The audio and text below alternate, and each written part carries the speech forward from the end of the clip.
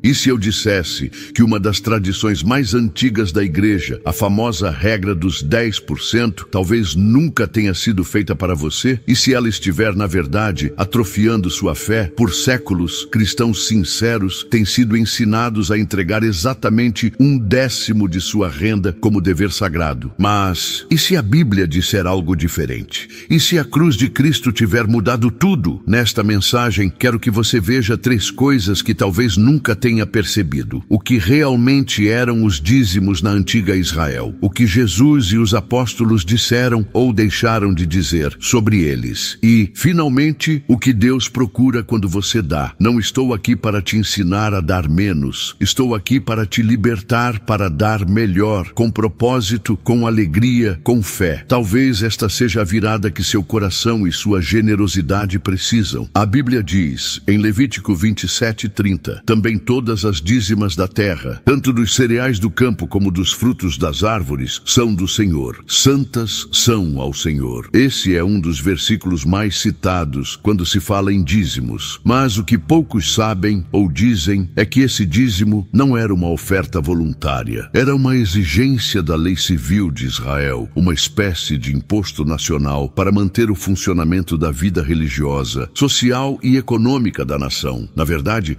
não havia apenas um dízimo. Havia pelo menos 3 tipos de dízimos estabelecidos pela lei de Moisés, e juntos somavam cerca de 23% da renda anual dos israelitas. Veja, o primeiro dízimo era destinado aos levitas, 18, 21, 24, a tribo separada por Deus para o serviço no templo. Como os levitas não tinham terras para cultivar, viviam do dízimo do povo. O segundo dízimo era separado anualmente para ser consumido em festas religiosas e celebrações diante de Deus. DT 14, 22, 27. Era uma espécie de celebração de gratidão nacional. O terceiro dízimo era recolhido a cada 3 anos e distribuído aos órfãos, viúvas, estrangeiros e necessitados. DT 14, 28, 29. Funcionando como uma assistência social obrigatória. Esse sistema era complexo, estruturado e obrigatório, não como um simples ato espiritual, mas como parte de um código tributário nacional. O dízimo, portanto, era muito mais um imposto do que uma oferta espontânea. Imagine isso. Se um israelita não entregasse seus dízimos, ele não estava apenas sendo menos generoso, ele estava quebrando a lei, desobedecendo uma ordem estatal de Deus para o povo escolhido. Era o equivalente a sonegar impostos no contexto teocrático de Israel. Mas essa prática estava ligada a um pacto específico. A antiga aliança era uma lei dada exclusivamente à nação de Israel para uma época, um povo e um propósito muito definidos. E era parte de um sistema mais amplo que incluía sacrifícios, purificações cerimoniais, um templo físico e um sacerdócio levítico. Ou seja, o dízimo como lei jamais foi um mandamento universal para todos os povos ou todas as eras. Era parte da estrutura de uma nação específica chamada por Deus para um plano específico. Agora, pare e pense comigo. Você vive hoje sob esse mesmo sistema? Ainda há templo em Jerusalém? Ainda há sacrifícios de animais? Ainda existem levitas recebendo dízimos como herança? A resposta é óbvia, não. E por quê? Porque algo radical aconteceu. Alguém cumpriu toda essa lei e trouxe uma nova realidade espiritual, uma nova aliança, superior à antiga. Seu nome é Jesus. A cruz mudou tudo. O templo ruiu, o véu se rasgou e o código que obrigava o dízimo perdeu sua força. Vamos ver como Jesus encerrou esse sistema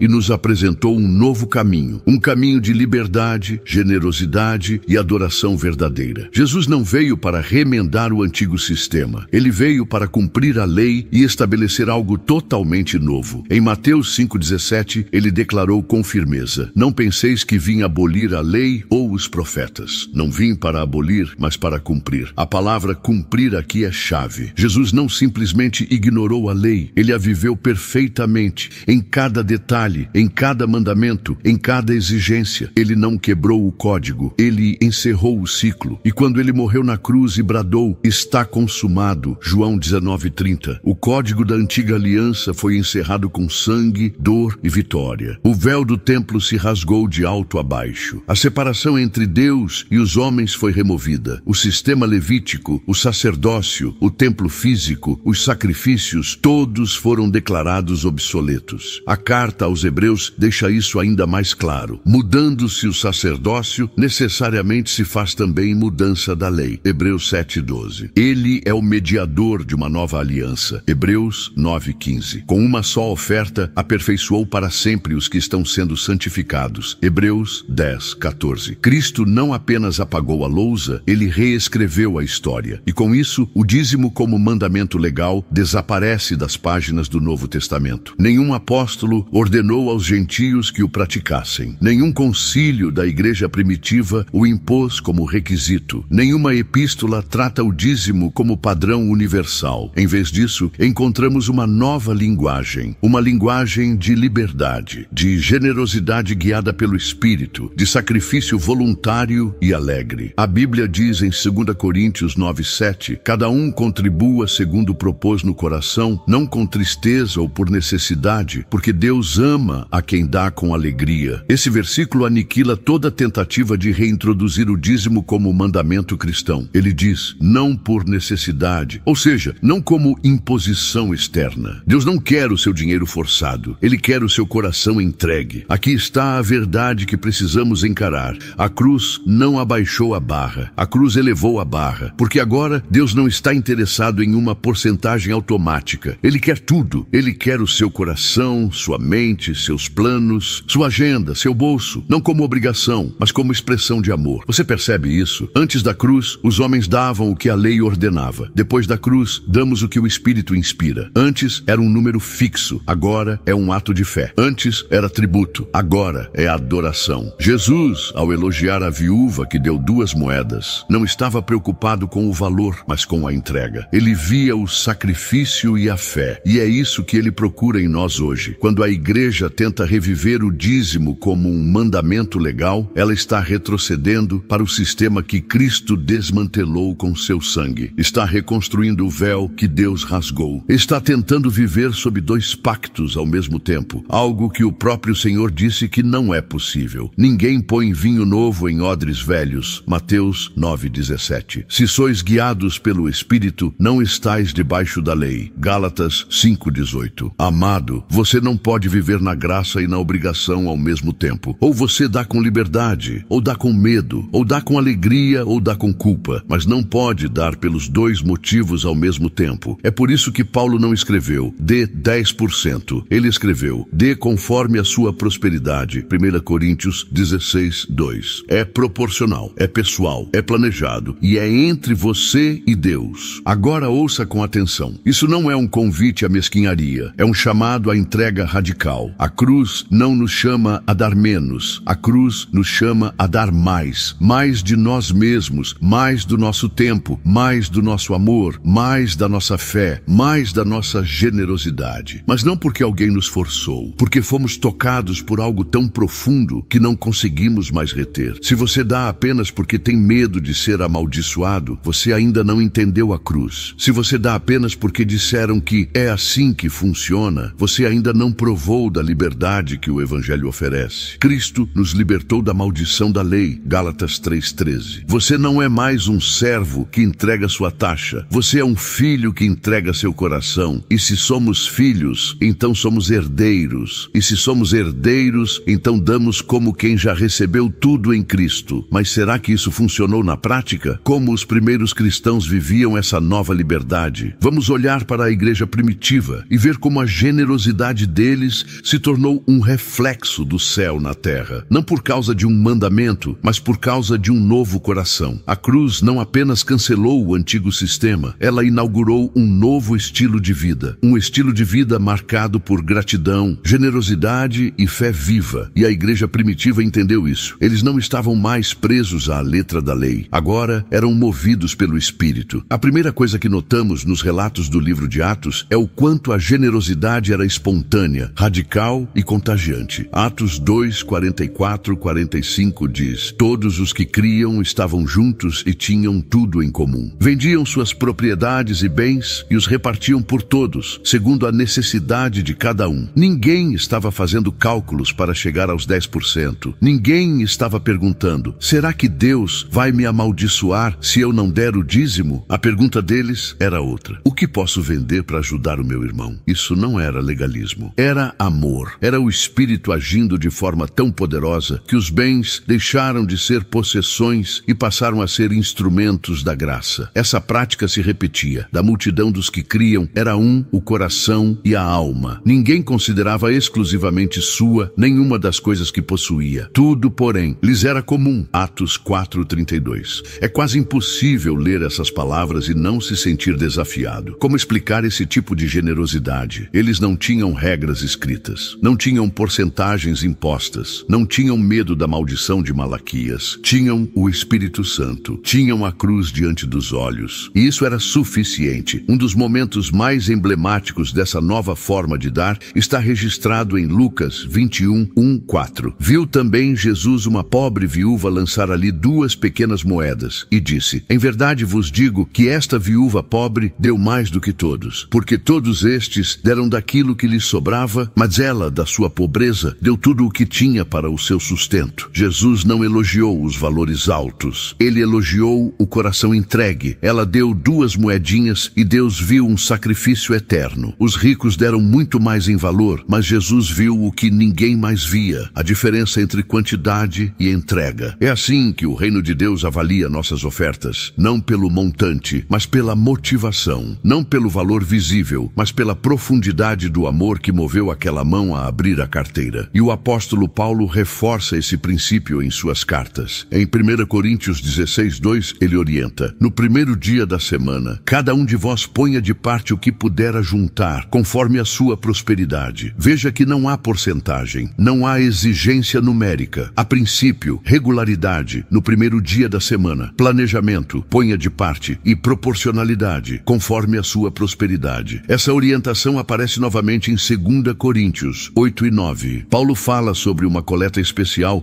para ajudar os irmãos pobres da Judéia, mas mesmo diante de uma grande necessidade, ele não impõe obrigação alguma. Pelo contrário, ele diz: não digo isso como quem manda, mas para provar, pela diligência dos outros, a sinceridade do vosso amor. 2 Coríntios 8:8. E no versículo 12, ele completa: se há boa vontade, será aceita conforme o que alguém tem, e não segundo o que não tem. Isso destrói a lógica de qualquer imposição. Deus não está preocupado com quanto você daria se tivesse mais. Ele olha para o que você faz com o que tem hoje. Deus não se impressiona com cheques pomposos. Ele se agrada de corações dispostos. A generosidade cristã é fruto de uma revelação, pois conheceis a graça de nosso Senhor Jesus Cristo, que sendo rico, por amor de vós, se fez pobre, para que pela sua pobreza vos tornasseis ricos. 2 Coríntios 8:9. A oferta cristã é uma resposta à cruz. Não é um dever, é uma gratidão. Não é uma cobrança, é um privilégio. Não é um sistema, é um reflexo de quem somos em Cristo. Paulo usa a igreja da Macedônia como exemplo. Eles estavam pobres, passando por tribulação, mas mesmo assim imploraram a Paulo para poder participar da oferta. E sabe o que ele diz? Deram-se a si mesmos primeiro ao Senhor. 2 Coríntios 8:5. Antes de dar dinheiro, deram o coração. E é isso que Deus quer de você. Hoje, muitos acham que estão obedecendo a Deus porque estão depositando seus 10% todo mês. Mas isso pode se tornar um substituto barato para a entrega verdadeira. Pode virar uma desculpa espiritual para não se envolver mais profundamente. A pergunta não é: você está entregando o dízimo? A pergunta é: você está entregando a si mesmo? Talvez Deus esteja chamando você para algo além do dízimo. Talvez Ele esteja pedindo tempo, sua casa, sua escuta, seu talento. Talvez o seu maior ato de generosidade hoje não tenha nada a ver com dinheiro, e tudo a ver com coração rendido. Quando a igreja primitiva deu, ela não estava sustentando um sistema, ela estava expressando um novo nascimento. A oferta deles era prova viva de que o evangelho era real, e é isso que Deus quer da sua vida. Mas nem tudo são boas notícias. Com o tempo, essa generosidade do coração foi sendo substituída por sistemas rígidos,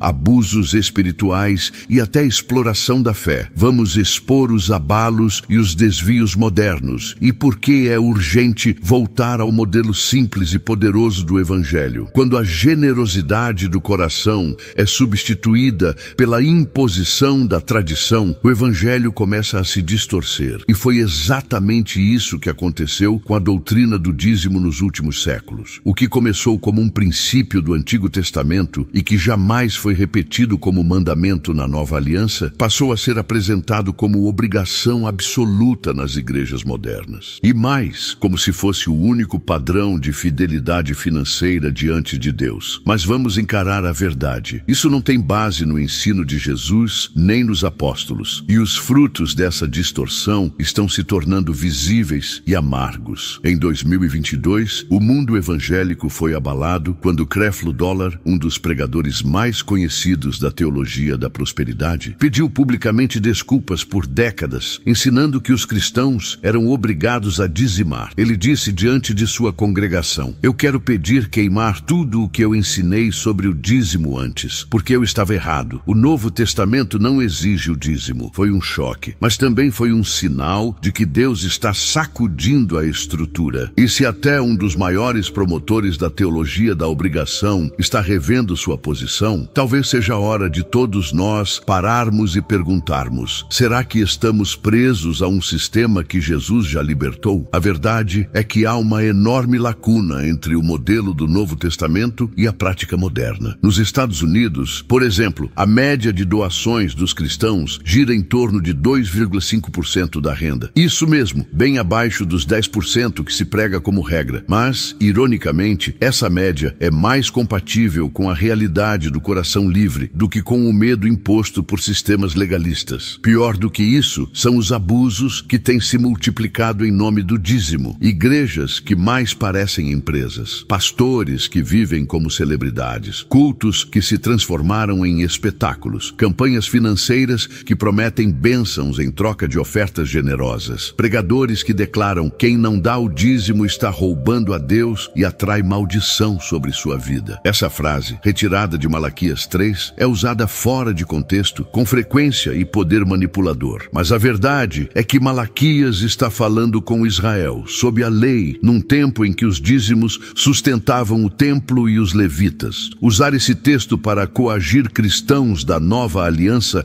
é um erro teológico e uma injustiça pastoral. Você percebe o perigo? O dízimo, quando pregado como lei, se transforma em legalismo disfarçado. Ele deixa de ser uma expressão de fé e se torna uma taxa espiritual obrigatória. E muitos cristãos passam a dar não por amor, mas por medo. Não por convicção, mas por costume. E isso, meu amigo, destrói a verdadeira generosidade. Legalismo sempre gera dois extremos: orgulho espiritual, de quem cumpre e acha que já fez sua parte; culpa opressora, de quem não consegue cumprir e se sente inferiorizado. E Deus não quer nenhum nem outro. Ele quer liberdade, alegria, coração sincero. Pense no contraste entre o apóstolo Paulo e muitos líderes modernos. Paulo plantou igrejas, pregou sem cessar, discipulou centenas e trabalhava com as próprias mãos para não ser peso para ninguém. Trabalhamos noite e dia para não sermos pesados a nenhum de vós. 1 Tessalonicenses 2:9. Fizemos tendas para não usarmos do direito que temos. 1 Coríntios 9:12. Hoje, há pastores com salários milionários, exigindo dízimos rigorosos de pessoas que mal conseguem pagar o aluguel. Há ministros levantando campanhas para comprar jatinhos, enquanto membros da igreja passam necessidade. Há eventos e congressos com ingressos caríssimos, onde o nome de Deus é usado como marca de marketing. Isso é evangelho? Isso é reino de Deus? Não, isso é comércio da fé. Jesus não morreu na cruz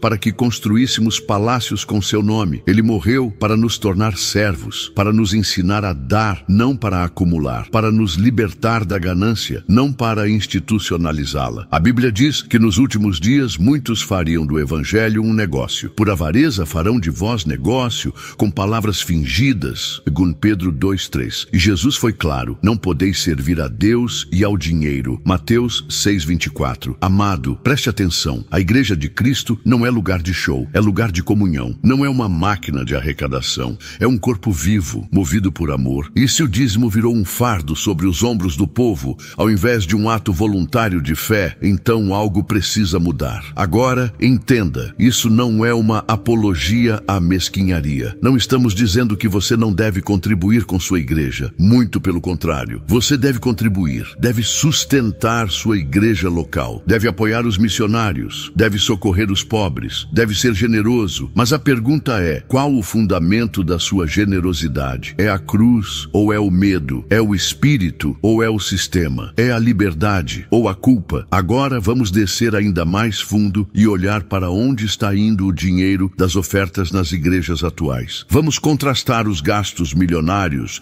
de algumas lideranças com a simplicidade poderosa da igreja primitiva. Prepare-se para abrir os olhos e talvez também o coração. A pergunta não é apenas se devemos dar, mas para onde o nosso dinheiro está indo. Porque se Deus ama quem dá com alegria, Ele também se importa profundamente com o destino daquilo que entregamos. Em muitas igrejas hoje, o dinheiro do chamado dízimo tem se desviado de seu propósito original. Ele não sustenta mais apenas os necessitados, nem viúvas, nem missionários em campos distantes. Em vez disso, é usado para erguer prédios luxuosos, bancar eventos com luzes e fumaça e sustentar estilos de vida que pouco lembram o de Cristo. E tudo isso é feito ironicamente em nome dele. Jesus, quando andava entre nós, não possuía casa própria, não tinha cavalos de guerra, não carregava bolsas cheias. Ele disse: o Filho do Homem não tem onde reclinar a cabeça. Lucas 9:58. E Paulo, seu servo fiel, seguiu o mesmo caminho. Ele tinha autoridade apostólica. Poderia exigir sustento, mas escolheu trabalhar com as mãos, fazer tendas, ser exemplo. Por 3 anos, noite e dia, não cessei de admoestar com lágrimas a cada um. Atos 20:31. De ninguém cobicei prata, nem ouro, nem vestes. Atos 20:33. Paulo não se engrandeceu com o dinheiro da igreja. Ele se humilhou para servir melhor. Agora compare isso com certos ministérios modernos. Pregadores com jatinhos privados, mansões avaliadas em milhões, guarda-costas pessoais e relógios mais caros que o carro do irmão mais humilde da congregação. Algo está fora do lugar. E o pior é que isso é sustentado com base no discurso de fidelidade a Deus, como se dar para esses projetos fosse sinônimo de obediência. Mas será que Deus se alegra quando o dinheiro que deveria aliviar o sofrimento vira investimento em luxo e vaidade? Veja o contraste. Na igreja primitiva, ninguém passava necessidade. Havia partilha, havia comunhão, havia entrega. Hoje, vemos igrejas em que há riqueza no púlpito e pobreza nos bancos. Milhões são investidos em telões, estruturas, produções artísticas, enquanto os enfermos da comunidade continuam sem auxílio, os missionários carecem de sustento e os bairros ao redor da igreja seguem mergulhados em carência. A igreja se tornou um palco e o altar um pedestal. O púlpito virou plataforma de performance. Mas onde está o Cristo crucificado? Onde está a simplicidade da cruz? Onde está o quebrantamento? A Bíblia nos alerta: ai dos pastores que apacentam a si mesmos. Ezequiel 34:2. E Jesus, com santa ira, expulsou os cambistas do templo. Minha casa será chamada casa de oração, mas vós a tendes transformado em covil de ladrões. Mateus 21:13. Sim, essas são palavras duras, mas são palavras verdadeiras, porque há líderes que hoje transformaram o altar em balcão de negócios e o povo de Deus em clientes da fé. Eles dizem: semeie 1.000 para receber 10.000. Mas Jesus disse: dê sem esperar nada em troca. Eles dizem: quanto mais você dá, mais rico será. Mas Jesus disse: não ajunteis tesouros na terra. Eles dizem: você precisa sustentar o profeta. Mas Paulo disse: trabalhei com minhas próprias mãos. O problema, querido irmão, não está em ter recursos, está em usar esses recursos para exaltar homens, em vez de glorificar a Deus. Se a igreja está rica, mas o povo continua oprimido, isso não é evangelho. Se a liderança cresce em fama, enquanto o corpo murcha em fé, isso não é igreja. Se o dinheiro do povo é usado para construir impérios religiosos, isso não é reino de Deus. O verdadeiro evangelho não enriquece celebridades espirituais. Ele transforma corações, alcança os pobres, sustenta missionários, leva comida aos famintos, cura as feridas da alma. Quando a oferta sai do altar e chega ao necessitado, isso é culto verdadeiro. Paulo nos ensina em Romanos 15:26-27 que os gentios contribuíram com alegria para os pobres de Jerusalém. Isso era visto como fruto da gratidão pela salvação. E em 2 Coríntios 8, ele diz que a oferta é serviço sagrado, ministrado como um ato de adoração. Por isso, devemos ter discernimento sobre onde colocamos o nosso dinheiro. A generosidade sem sabedoria pode se transformar em apoio a sistemas corrompidos. A pergunta que devemos fazer é: minha oferta está indo para onde o coração de Deus está? E aqui vão 3 filtros práticos. Transparência. Sua igreja divulga claramente como o dinheiro é usado. usado? A prestação de contas? Propósito. O foco está na missão ou na autopromoção? Necessidade. Os recursos estão suprindo quem realmente precisa ou apenas acumulando riquezas no topo? Não tenha medo de fazer essas perguntas. Deus não se ofende com quem deseja honrar seus recursos com responsabilidade. Pelo contrário, ele se alegra com mordomos fiéis. Por fim, uma solução. Não basta criticar, é preciso apontar um novo caminho. Vamos ver como a generosidade guiada pelo Espírito pode nos libertar da culpa, do medo e do abuso e nos levar a viver uma vida de entrega verdadeira. A cruz mudou tudo. Ela não apenas cancelou a obrigação legal do dízimo, ela inaugurou um novo estilo de vida, uma vida de generosidade espontânea, sincera e guiada pelo Espírito Santo. Paulo escreveu em 2 Coríntios 9:7. Cada um contribua conforme propôs no coração, não com tristeza nem por necessidade, porque Deus ama a quem dá com alegria. Essa é a chave, alegria. A oferta não é mais baseada em cálculo, mas em comunhão. Não é mais uma regra, é um reflexo do coração transformado. Deus não quer uma porcentagem automática. Ele quer o coração inteiro. Ele quer que você ore, pense, decida. Então dê com liberdade, com fé, com amor. É por isso que o verdadeiro modelo bíblico de generosidade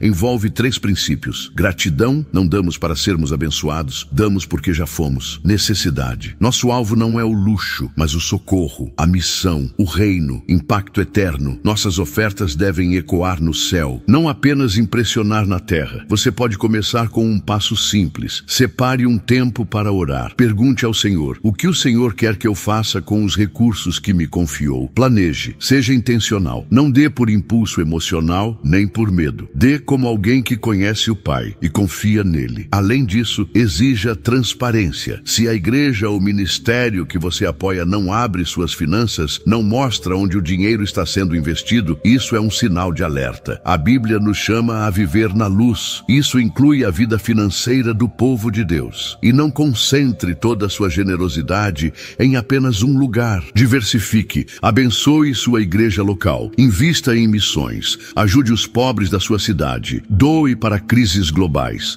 apoie ministérios que vivem para proclamar o Evangelho. E mais, não limite sua generosidade ao dinheiro. Doe seu tempo, doe seu talento, doe sua atenção. A maior oferta é a da vida inteira. Você quer saber de uma boa notícia? Estudos mostram que pessoas que doam regularmente, de forma voluntária e planejada, experimentam mais paz, mais propósito e mais alegria, porque foram criadas para isso. Você foi criado para amar, criado para servir, criado para refletir o coração generoso de Deus. Agora que você conhece a verdade, a decisão está nas suas mãos. Não mais por imposição, mas por amor. Vamos juntos concluir esta jornada com um convite que pode transformar sua vida inteira. A cruz trocou a calculadora por uma bússola. Ela não te chama a seguir números fixos, mas a seguir o Espírito. Ela não exige o dízimo. Ela convida à entrega total. Você foi chamado a viver com liberdade,